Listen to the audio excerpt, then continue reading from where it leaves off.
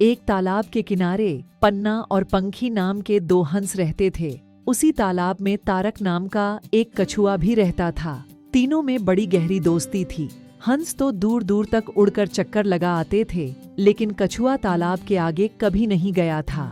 हंस उसे नए नए स्थानों की रोज नई नई बातें सुनाया करते थे।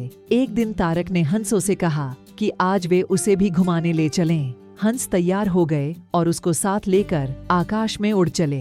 तारक को दूर तक फैला आकाश और समुद्र बहुत अच्छा लगा। अचानक उसने समुद्र में पानी का एक फव्वारा उठता देखा। खुश होकर वह हंस पड़ा। जैसे ही उसका मुंह खुला, वह गहरे समुद्र में जा गिरा।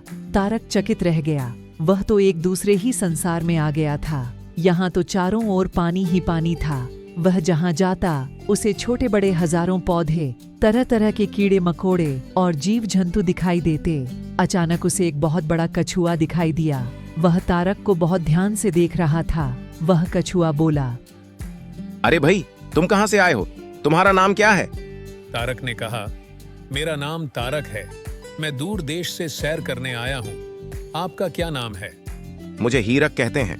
मेरे साथ चलो, मैं तुम्हें समुद्र की सैर करा दूंगा। हीरक उसे अपने साथ ले गया। इसे देखो तारक, ये व्हेल मछली है। ये हाथी से लगभग 100 गुना बड़ी होती है। इसके पेट में एक ट्रक के बराबर खाना आ सकता है।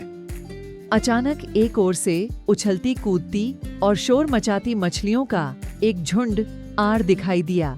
तारक ने घबराकर कहा, अरे ये कौन सी मछलियां हैं? हीरक ने बताया कि ये डॉल्फिन हैं। इसे बातूनी मछलियां भी कहते हैं। ये अपने करतब से लोगों का मनोरंजन भी करती हैं तथा कई बार इन्होंने समुद्र में डूबते लोगों को बचाया भी है। तारक को यह सुनकर बड़ आनंद आया।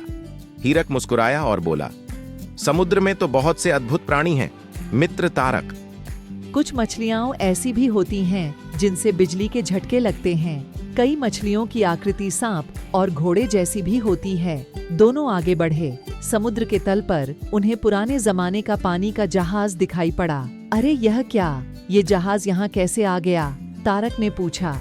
कभी कभी दुर्घटना होने से जहाज डूब जाते हैं। छोटे जहाज तो समुद्र की विशाल घास में फंस जाते हैं। अनेक गोताखोर इनकी खोज में यहाँ आते रहते हैं। तारक ने पूछा, समुद्र का पानी तो बड़ा खारा है, क्या इस पानी के पौधे भी नमकीन होते हैं?